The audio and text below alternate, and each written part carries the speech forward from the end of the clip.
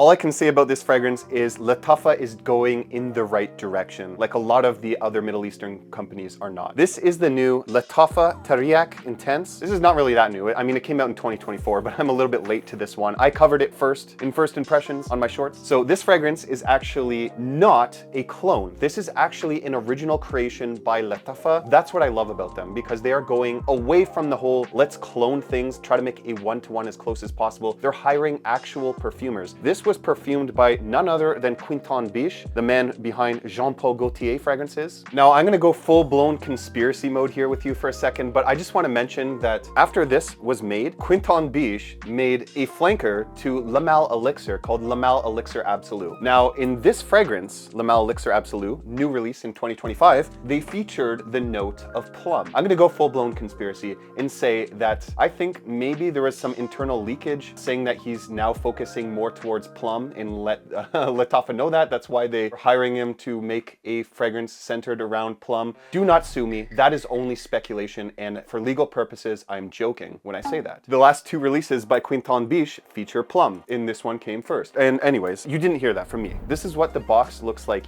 here. Presentation-wise, I mean, honestly, it's actually a lot better than designer fragrances. This cardboardy thing, you have to pop this out to reveal.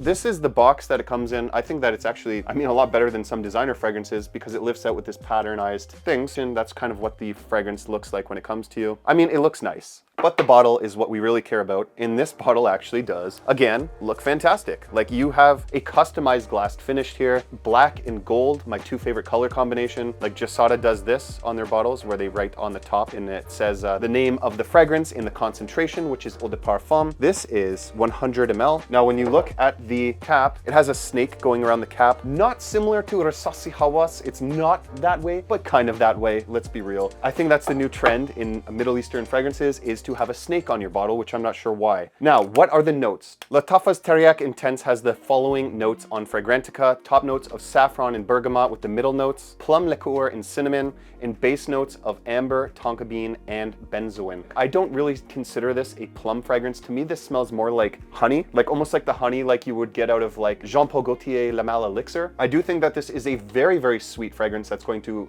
like be a little bit too sweet for some people. This is a unisex fragrance in my opinion. Both men and women can wear it. The notes that I actually pick up to this, I actually get a similarity to another fragrance made by Lattafa, and that is Lattafa Hamra. If you know what Lattafa Hamra smells like, it's basically like a dessert or like a scented vanilla-like candle. That's kind of like what I get here as well, but with added notes, a little bit more smooth, like honeyed-like sweetness and more cinnamon. I get more warm spice out of here, but it is a little bit redundant, but I think that this is such an improvement on that. I think that this is a very good fragrance. I'm very shocked because I did not expect to like this so much. I don't know why. The seasons that I would recommend you wear this for are kind of like winter, fall, preferably in winter. The best situations to wear a fragrance like this is on date nights, but if you don't really want to do this, you could go out to dinner with this fragrance. It's not the most dressed up type of fragrance, but in my opinion, it just has that like seductive, like let's sit by the fireplace and watch a movie together type of smell to it. I mean, it isn't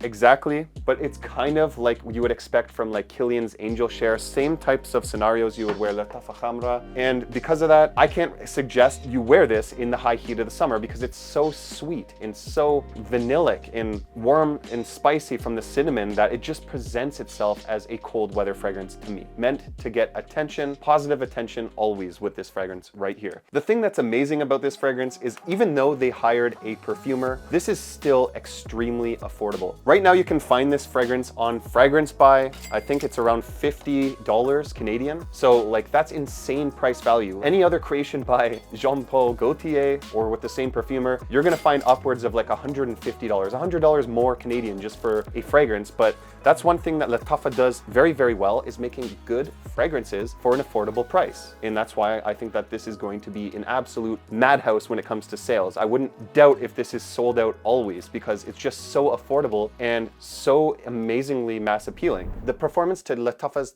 Teriaq Intense is quite good. When you initially spray this fragrance on, it is very, very loud, just like a Jean Paul Gaultier fragrance. It fills the entire airspace around you, but once you leave the space you sprayed it in, you can kind of get a better feel for how this fragrance is going to perform. When I first spray this on, I get an initial like 4+ feet of projection. After about like, let's say 20-30 minutes or so, that calms down to like, I would say like a 2 to 3 foot bubble. That's going to stay that way for around, like, on my skin anyways, 2 hours before it kind of backs a little bit more down and becomes kind of like a 1 foot projector or less. After around like 3 to 5 hours, it does back down a little bit more. I find that this lasts on my skin on average of 8 hours, but I have sometimes seen it last 8 to 10 hours as well. So I think the performance to this is pretty good. It does start very, very strong. So if you are going to wear a fragrance like this on a date, just make sure you wear it like at least half an hour before the date.